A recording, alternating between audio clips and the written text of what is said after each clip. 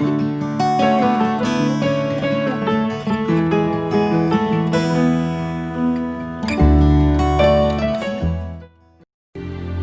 with virgin pulp of our forests, Tiof is a derivative of pure cellulose wedding, a handkerchief eco-essential for hygiene, which does not generate any environmental pollution. The Tiof pocket handkerchief is a perfect combination of resistance, suppleness, and softness. We have added to its packaging an African imprint, which resembles us and brings us together. Tiof. Homemade By us. For Africa. De plus en plus d'appareils sont connectés à Internet et se protéger contre les menaces peut paraître bien compliqué. Et si la cybersécurité devenait accessible à tout le monde?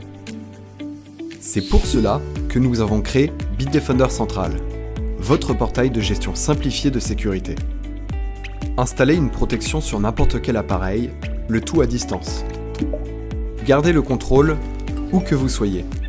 Si le PC de Marie se comporte de façon suspecte, analysez-le à distance depuis votre application. Optimisez et nettoyez aussi votre ordinateur. Utilisez le contrôle parental pour garder un œil sur vos enfants et superviser leurs activités en ligne. Et si un de vos appareils est introuvable, utilisez le module antivol pour le localiser en temps réel. Restez informé à tout moment de votre sécurité. Bitdefender Central, votre sécurité simplifiée.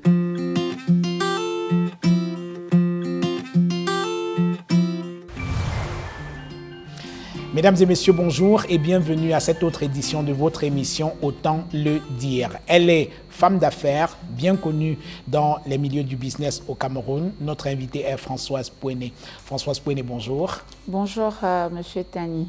Merci de nous recevoir pour cette émission. Vous avez récemment été faite ambassadeur du projet Youth Connect et vous avez signé une convention avec le ministère de la Jeunesse. Alors, en quoi consiste votre rôle d'ambassadrice du projet Youth Connect?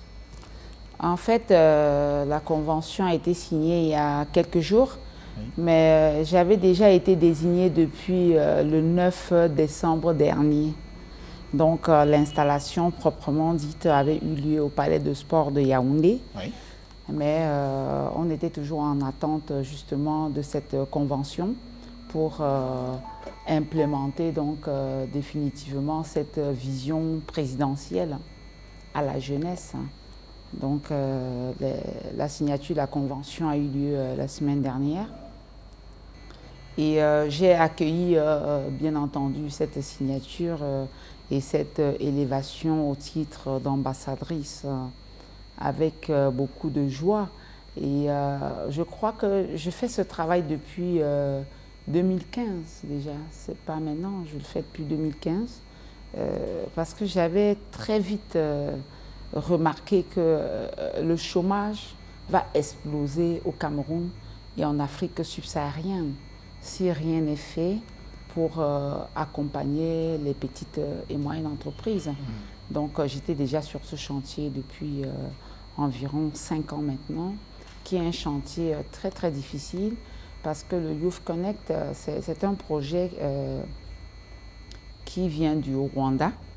Ça a été lancé par le président Paul Kagame avec l'accompagnement des Nations Unies pour quand ils sont sortis de la guerre en 2012. Ils ont donc lancé dans le Youth Connect. En fait, c'est Change the Mind pour essayer de changer la mentalité des jeunes. Et c'est un projet qui a bien fonctionné au Rwanda parce que le projet était sur 5 ans. De 2002 à 2009. Ils ont fait de 2012 à 2017. Ils ont fait environ 10 000 nouveaux leaders, entrepreneurs au Rwanda. Donc je pense que là-bas ça a fonctionné. Ici, ça ne décolle pas encore vraiment, mais maintenant qu'on a signé la convention, on pense qu'on va essayer de voir comment est-ce qu'on peut vraiment, sur le terrain, faire fonctionner le Youth Connect Cameroun.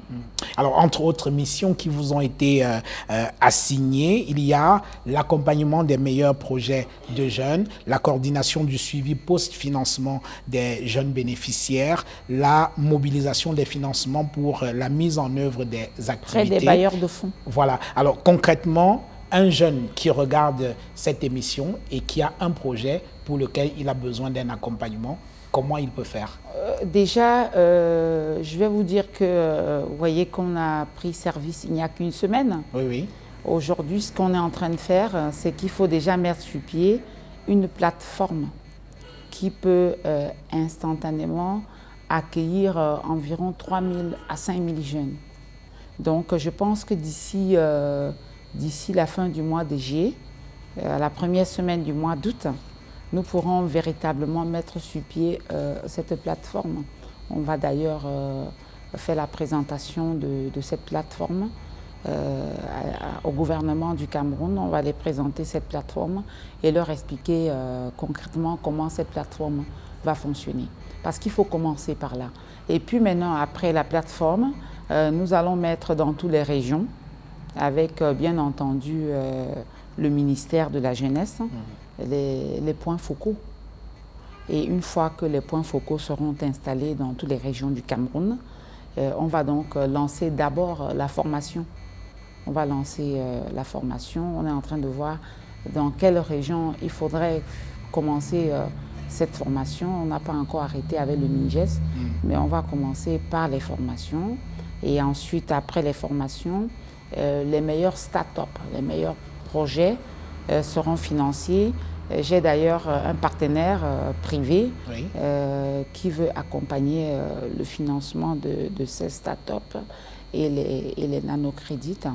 Donc on est encore vraiment en train de s'installer. Vous savez, il n'y a qu'une semaine, mais on fera tout quand même pour que d'ici le mois de juillet, d'ici le mois d'août,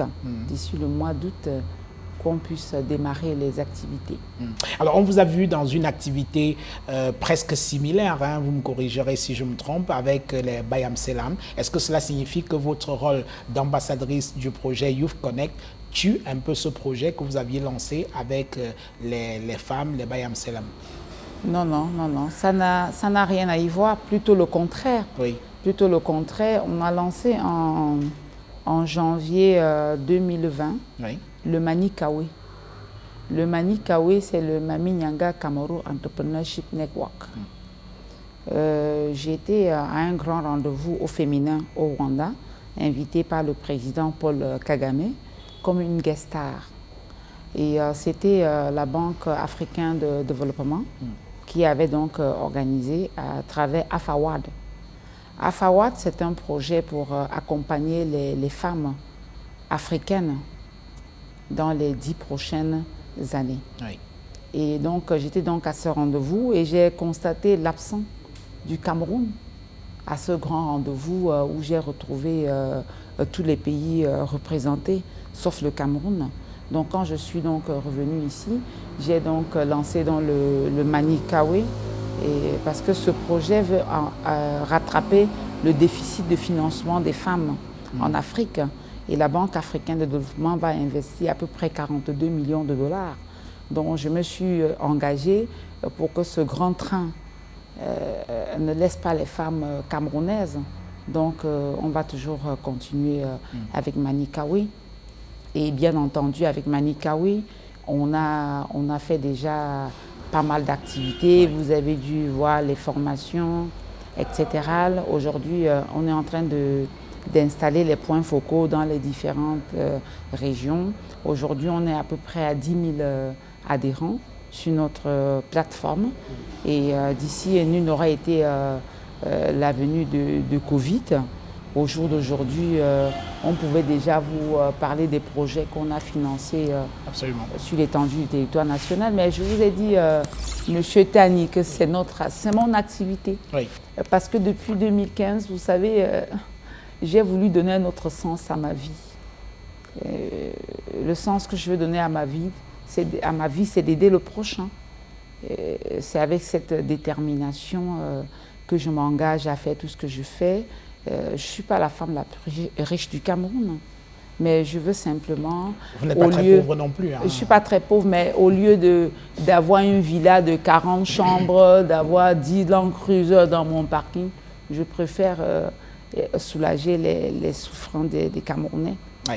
Alors, nous sommes ici dans votre hôtel, l'hôtel Franco de Yaoundé, et on a Et d'ailleurs, parce que vous dites que je suis propriétaire de cet hôtel, je suis aussi propriétaire d'hôtel même en Angleterre. Absolument. Alors, dans cet hôtel, celui de Yaoundé, l'hôtel Franco, on a observé que c'était pratiquement désert. C'est peu dire que votre activité a été plombée par le Covid-19. Hein? Ah ben oui, bien sûr. Vous savez, le secteur le plus sinistré par la venue de Covid-19, c'est essentiellement le tourisme en général, mais en particulier l'hôtellerie, hein, tout le monde le sait. À travers le monde, tout le monde le sait. Vous savez, quand on est dans un hôtel de 4 étoiles comme l'hôtel Franco, nous vivons essentiellement des touristes d'affaires. Hein, parce que vous n'allez pas voir un Camerounais qui viendra ici à l'hôtel Franco séjourner à 75 000 francs la nuitée. Donc, tant que les frontières restent fermées, nous aussi nous restons fermés. On est pratiquement en cessation d'activité depuis le mois de février 2020. Donc, tout le monde le sait. Hein. Tout le monde le sait. Oui. Alors, vous l'avez dit, un peu partout dans le monde, c'est le secteur hôtelier, le secteur touristique, voilà, qui est le plus sinistré. Sauf que dans certains pays, l'État a mis en place des mesures d'accompagnement pour éviter le naufrage des hommes d'affaires qui ont investi dans le secteur touristique et hôtelier. Tout à fait. Est-ce que c'est le cas au Cameroun? Non, non. Parce que même les 19 mesures qu'a mis sur pied le gouvernement du Cameroun, ils ont parlé de la taxe de séjour pour les clients. La taxe de séjour est payée par le client. Donc s'il n'y a pas de client, le taxe de séjour n'impacte pas les hôteliers. Ils ont parlé de faire des moratoires pour payer les différentes charges au niveau de la CNPS. Mais je ne crois pas que ça peut apporter quelque chose parce qu'aujourd'hui, les hôteliers ont besoin d'un accompagnement spécial, en particulier pour le maintien d'outils de production. Parce que vous êtes là, il n'y a pas de clients, mais vous voyez quand même qu'il y a du personnel. Vous voyez que la climatisation centrale est en marche. Vous voyez que tout fonctionne normalement. Et j'ai essayé de garder pratiquement tout le personnel, toujours pas l'élan de solidarité comme la mère des enfants, mais je ne sais pas jusqu'à quand je vais les garder. Parce que je finirai certainement par mettre les clés sur le paillasson si l'État ne nous vient pas en aide. Mais nous croisons toujours les doigts parce que le chef de l'État l'a dit et l'a redit qu'il va nous venir en aide.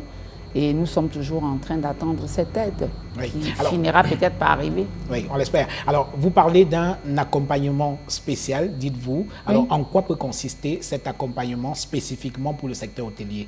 Pour le secteur hôtelier, comme j'ai vu même ailleurs, l'État peut créer un fonds de garantie. Par exemple... qui servira à quoi?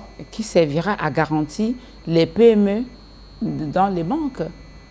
Pour les prêts bancaires, par exemple. Les prêts bancaires pour l'accompagnement des banques. Par exemple, l'État même peut financer directement pour le maintien d'outils de production. L'État peut demander, par exemple, que les factures qui sont liées au maintien d'outils de production soient rééchelonnées. Par exemple, il peut demander à la SONEL, il peut demander aux sociétés de l'eau, l'État a beaucoup de capacités. L'État peut nous accompagner à payer le personnel. Parce que tous ces gens-là, si moi je mets les clés sur le paillasson, mais ils vont finalement aller en chômage. Ça, c'est sûr. Ça, c'est sûr. Les autres ont fermé. Moi, j'ai gardé les portes ouvertes parce que je suis une patriote.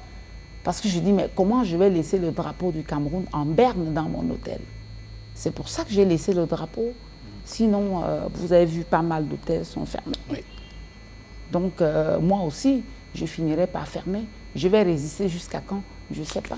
Alors Françoise Pouyanné, est-ce que depuis 3 mois, depuis le mois de mars jusqu'à aujourd'hui, vous avez déjà fait une évaluation de vos pertes dues Ah ben oui, à on cette a crise? tout évalué, Oui. on a saisi Alors, l'état vous du êtes Cameroun. à peu près à combien Vous de- savez, de en temps pertes? normal, nous on était environ à 70-75 millions de chiffre d'affaires par mois. Oui. Et les charges fixes pour nous, c'est entre 38 et 43 millions de francs. Et c'est ce qu'on perd tous les Ça veut mois. dire que vous avez autour de 200 millions de pertes Ah oui, enregistrées depuis. ça hein. vous parlez de mois de mars, mais Oui. nous on est dans Covid depuis le mois de janvier. Ouais.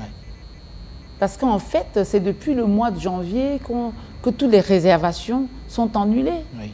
Depuis que la crise est née en Chine. Hein. Oui. Donc c'est depuis le mois de janvier que nous sommes dans Covid.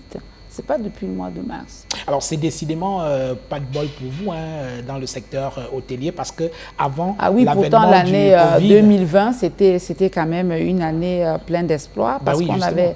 on avait quand même le Chan, on avait plein d'activités, on avait la grande conférence pour le système de sécurité, dont mon hôtel était loué pour pratiquement 30 jours pour cette activité. Tout ça s'est vite annulé. Oui. Donc, Alors donc, avant le Covid, il y a eu également l'annulation de la CAN de la CAN. 2019. Oui, Et pour là, ça a été lequel également on une s'est catastrophe tellement, pour vous, bien hein. sûr, on avait beaucoup investi pour attendre cette CAN qui n'a finalement pas eu lieu. Il y a eu le glissement de date, mais bon, Alors, là aussi, on n'a pas été accompagné par l'État. Pourtant, on a fait quand même beaucoup de pertes. C'est pas seulement moi, hein. Oui. Croyez pas. Oui. C'est tous les Camerounais. Parce que il y avait quand même certaines conditions, l'exigibilité de la fédération. Par exemple, vous devrez immatriculer Cannes 2019 sur tous les gadgets. On a importé tout ça, c'est stocké dans les magasins. Il ne reste qu'à détruire. On ne peut pas les réutiliser. Oui. Alors, mauvaise nouvelle pour mauvaise nouvelle, Ouais. il y a encore un autre glissement de date parce Ouais. que la CAN prévue en 2021 pourrait se jouer plutôt en 2022. C'est encore grave, hein? Ben, ça, on ne sait pas encore. J'ai suivi il y a quelques jours encore à la radio. On attend la réunion de mardi. Oui. On attend encore la réunion de mardi prochain. Là, c'est officiel. Mais Annulation de la CAN, ce sera plutôt en 2022. Ben, c'est ça, on va continuer de serrer la ceinture. Oui. Je vous propose, madame, de prendre une petite pause et nous revenons juste dans quelques secondes pour la suite de cet entretien.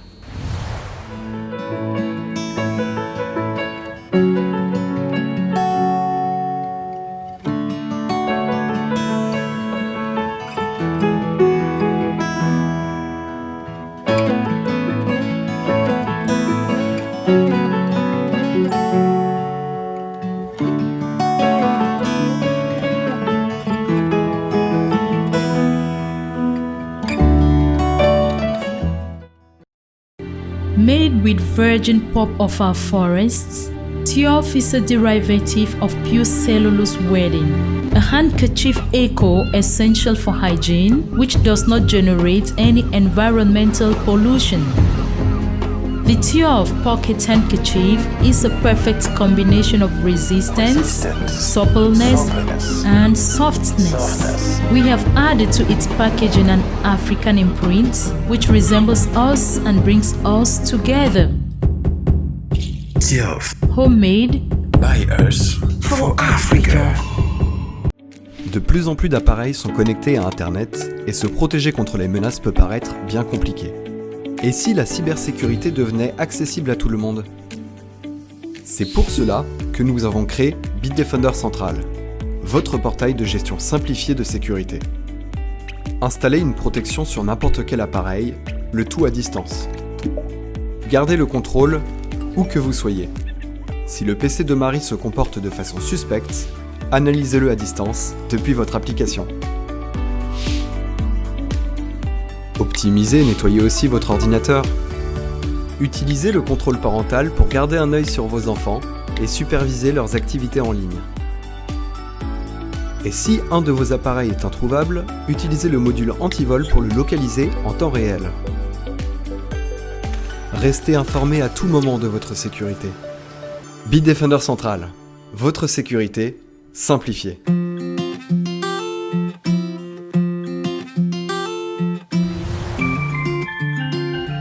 Voilà, retour dans cette émission avec notre invitée Françoise Pouéné qui nous accueille ici à l'hôtel Franco de Yaoundé. Alors Françoise Pouéné, l'homme d'affaires Victor Fotso a été accompagné à sa dernière demeure le 20 juin dernier à Banjul. Alors, est-ce que vous l'avez connu, Fotso Victor, et quel type de personne était-il? Moi, j'ai connu le patriarche, il faut le dire. Moi, je l'ai connu. C'était un homme assez ouvert. Ouais. C'est un homme assez ouvert, assez travailleur. Et il aimait bien ce qu'il faisait. Et j'ai surtout appris, j'ai retenu 2 choses de lui. Il m'avait dit un jour, je faisais le vol Yaoundé-Paris. On était côte à côte, on voyageait. Il me dit, mais papa, il me dit, je lui dis, mais quel est ton secret, papa? Il me dit, quel est mon secret? Je lui dis, non. Il me dit, mon secret, c'est l'honnêteté. Ah oui. Il me dit, mon secret, c'est l'honnêteté. Les gens pensent que M. Fotso n'a pas de problème. M. Fotso a des problèmes. M. Fotso est même endetté dans les banques. Mais M. Fotso est un gentleman. M. Fotso est un homme honnête. Il me dit, je lui dis, comment est-ce que vous manifestez cette honnêteté, papa? Il me dit, par exemple, quand vous prenez de l'argent à quelqu'un, vous lui dites, je vais vous rendre cet argent lundi. Si le lundi arrive et que vous n'avez pas cet argent, appelez la personne avant lundi et il va vous prendre au sérieux. Même si vous ne finissez pas par rembourser cet argent, il va vous considérer. Oui. La deuxième chose qu'il m'a dit, c'est que il ne faut jamais aimer la femme d'autrui. Il me dit, je suis Monsieur Fotso, je suis ce que je suis. Je ne peux pas aimer la femme de quelqu'un. Moi, j'aime mes femmes et je reste avec mes épouses. Je ne cherche pas des femmes qui ne sont pas les miennes.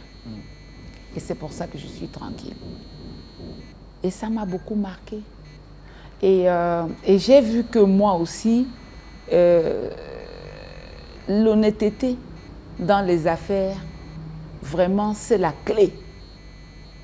C'est la clé. Parce que tous ceux-là qui cherchent à jongler, ils ne vont nulle part. Oui. Nulle part. Vous ne pouvez pas prospérer. Même vous qui êtes journaliste, si vous voulez cette chaîne que vous êtes en train de construire, step by step, pour la crédibiliser, c'est par l'honnêteté. C'est par la vérité. Oui. C'est de mettre cette chaîne comme une chaîne de vérité. Ne pas chercher à vous amuser avec votre travail. Tout simplement. Ça, j'ai reçu ça de M. Fotso Victor. Donc, je pense que je vais continuer de prier pour que son âme repose en paix. Est-ce que vous pensez que Victor Fotso a eu droit à l'hommage digne et à la hauteur du capitaine d'industrie qu'il fut de la part de l'État camerounais? Est-ce qu'on lui a rendu l'hommage qu'il méritait? Moi, je ne suis pas là pour juger les uns et les autres. Oui. Mais je vais dire que si je vais, par exemple, comparer le deuil de M. Fotso Victor avec les obsèques de sa maman, oui, où j'y étais aussi, où il y avait des premiers ministres qui sont venus de partout en Afrique. C'est quand même dommage que ce soit son tour et que vraiment cette représentativité ne se ressente pas. Parce que moi, j'ai été aux obsèques de sa maman, mais c'était vraiment, c'était un tsunami, c'était grandiose, mais il y avait du monde, du beau monde. Moi, ça m'a choqué de voir que lui-même, il part de ce monde et que ces gens-là qui vivent encore ne viennent pas lui rendre hommage. Moi, ça m'a un peu embêté.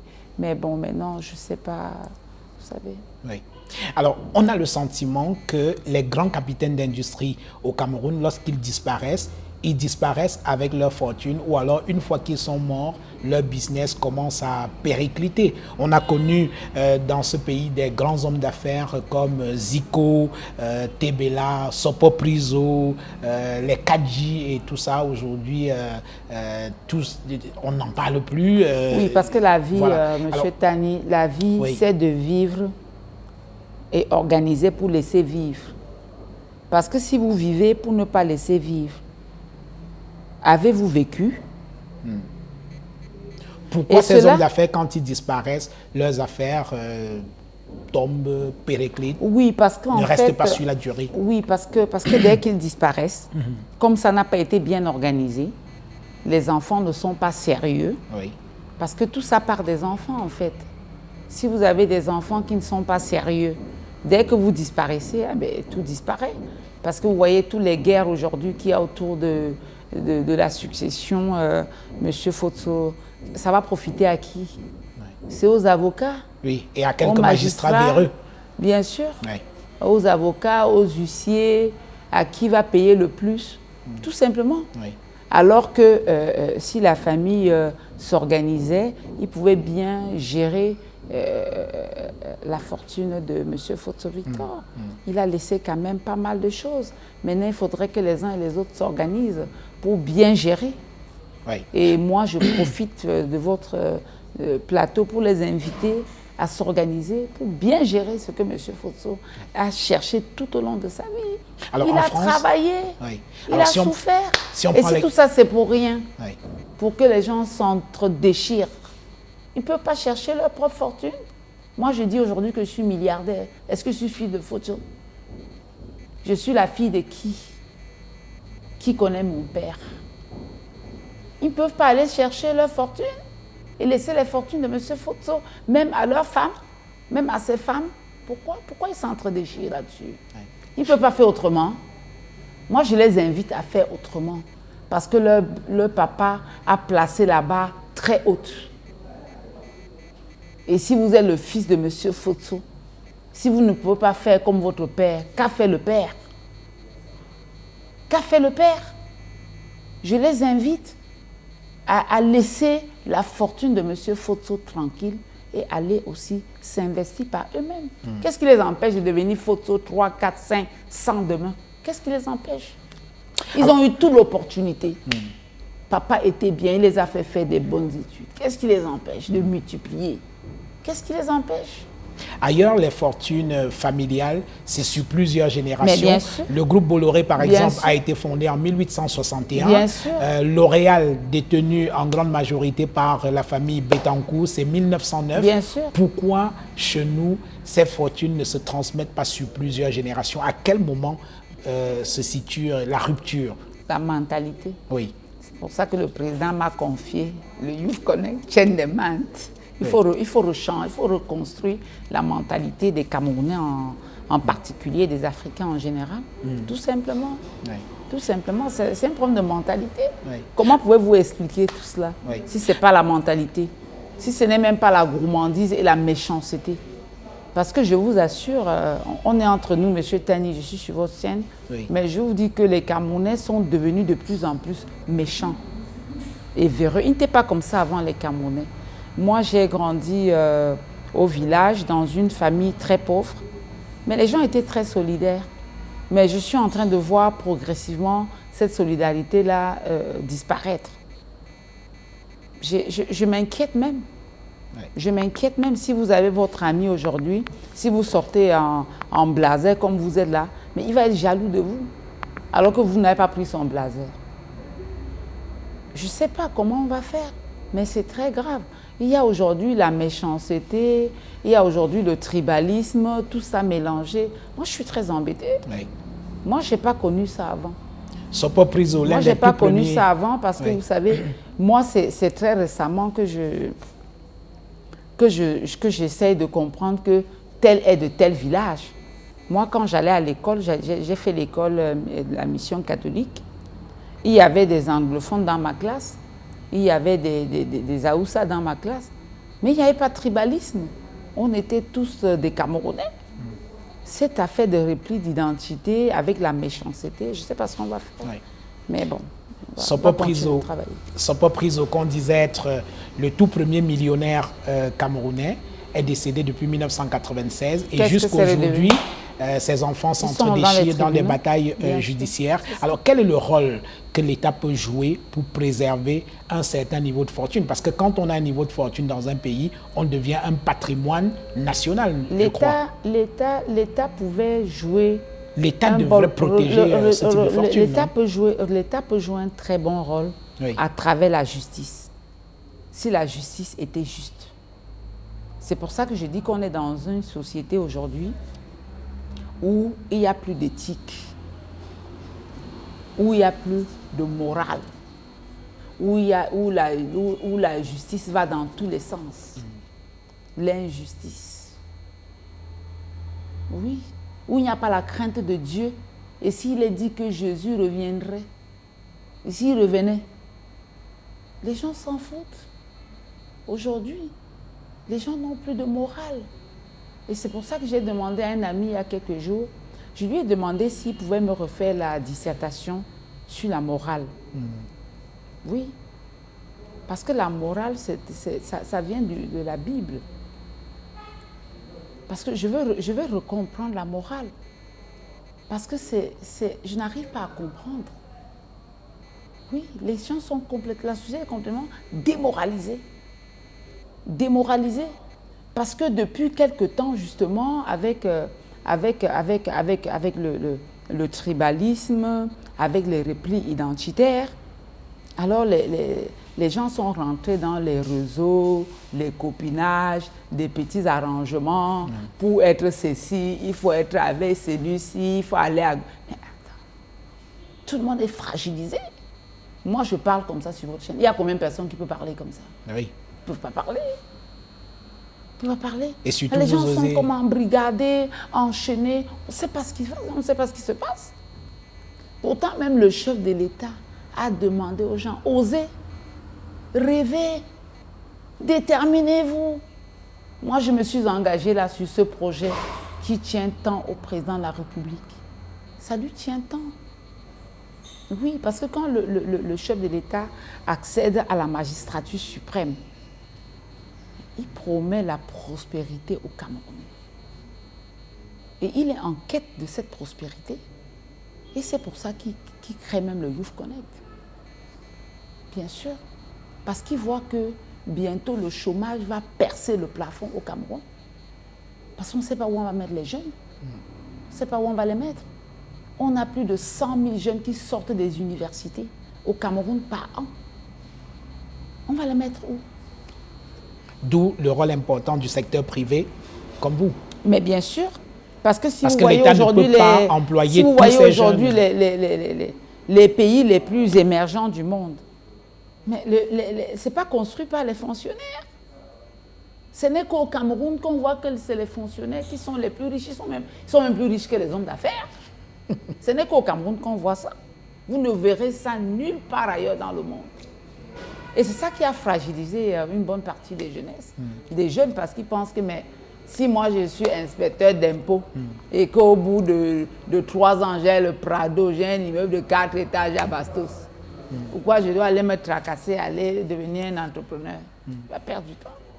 Alors, on parlait tout à l'heure de transmission de la fortune de génération en génération. Vous-même, Françoise Pouéné, vous êtes milliardaire, vous ne vous en cachez pas. Oui. Alors, comment vous faites? Qu'est-ce que vous essayez de faire aujourd'hui pour que dans 50 ans, dans 100 ans, que votre fortune continue à aller crescendo? Former mes enfants, oui. Les moraliser, les amener au travail. Si vous connaissez ma vie, vous devez connaître mes enfants. Vous voyez comment mes enfants travaillent. J'ai un de mes enfants qui travaille ici à l'hôtel. Il n'est pas différent des autres personnels de l'hôtel. Mais vous ne verrez ça nulle part. Donc vous essayez de lui transmettre... le travail, oui. La morale. Oui. L'apprendre que cet hôtel, il doit prendre ça au sérieux, c'est son travail. Et il doit travailler comme tous les autres personnels. Il y a combien de patrons dont les enfants travaillent comme ça? Mon fils travaille ici. Il travaille normalement, il vient à l'heure au travail. Il y a combien de parents qui laissent leurs enfants travailler normalement? Il n'y a pas beaucoup. Donc j'essaye de faire ce que je peux. Bon, maintenant, après moi, est-ce qu'ils vont résister? Je ne sais pas. Je ne suis pas prédit l'avenir. Je vous dis en tout état de cause que les jeunes aujourd'hui sont en perte de vitesse, en général. Ils sont en perte de vitesse parce que depuis quelques années, c'est les mauvais modèles qui ont été mis en exergue, tout simplement. Oui. tout simplement. Et ça a suffisamment fragilisé la jeunesse. Peut-être parce que ceux qui ont quelque chose à dire, qui peuvent faire office de modèle, refusent d'aller par exemple dans les médias. Vous l'avez dit, combien sont-ils les hommes d'affaires qui acceptent des entretiens comme ce que nous sommes en train de faire? C'est dommage, ils devraient le faire, même pour encourager les autres. Vous voyez, moi j'ai créé le Mami Nyanga Masterclass, j'ai créé le Mami Nyanga Tour. Il y a même certaines mauvaises langues qui se disent, mais elle fait tout ça pourquoi? Qu'est-ce qu'elle veut? Je dis, mais et s'il y avait 50 personnes, 10 personnes comme moi au Cameroun? Vous savez qu'on ne peut faire une belle musique avec plusieurs symphonies. Pendant que je fais la guitare ici, l'autre fait le tam-tam là-bas, mais le pays devrait bouger. Oui. On devrait tirer les jeunes du tréfonds vers le haut, tout simplement. Quand des jeunes viennent vous voir pour vous dire « on aimerait être riche comme vous », qu'est-ce que vous leur répondez? Mais j'ai tellement de conseils, Monsieur Tani. Oui. C'est ça mon job aujourd'hui. Oui. Je suis ambassadrice pour ça. Oui. C'est ça la formation, c'est ce que je fais. Si vous venez me rendre visite ici, vous allez voir, ils sont en dizaines tous les jours. Et ils repartent satisfaits, pas forcément parce que je leur ai donné de l'argent. Non. Parce que quand vous me rencontrez, quand on se sépare, vous retenez quelque chose de moi. C'est ça.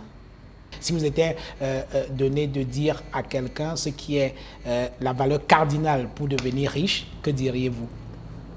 Déjà l'exclusite. Parce que vous savez, beaucoup de gens ne réussissent pas parce qu'ils se cachent. L'exclusite, c'est un nouveau mot que j'ai créé dans le vocabulaire français. Oui.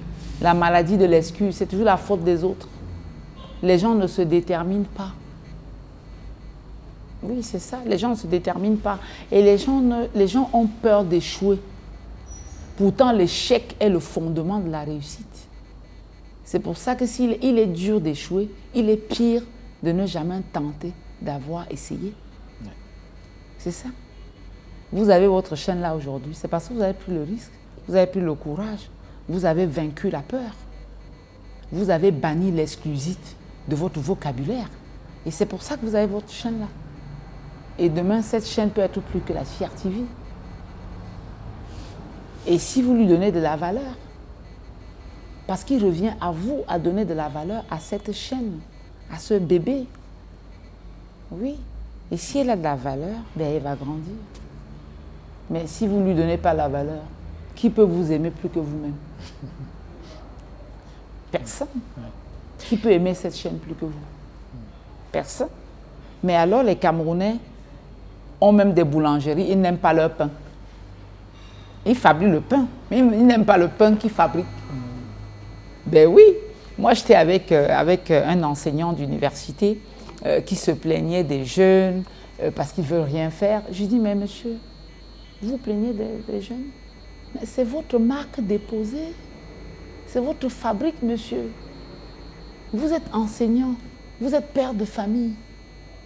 Il revient à vous à moraliser ces enfants depuis les cellules familiales. Vous attendiez qui? Tout le monde attend le président Paul Biya. Dès qu'il y a n'importe quel problème, on attend le président de la République. On va l'attendre jusqu'à quand? Personne ne veut rien faire. Et si chacun nettoyait devant sa cour, le village ne peut pas être propre. Qu'est-ce qu'on attend? Qu'est-ce qu'on attend? De toute façon, en ce qui me concerne, moi, je n'attends rien, moi, je travaille. On va sortir de cette émission. Vous avez beaucoup parlé du Rwanda pendant cette émission. On sent que ce pays vous a marqué. Hein? Oui, j'étais invitée, vous savez, déjà, j'étais invitée par le président de la République.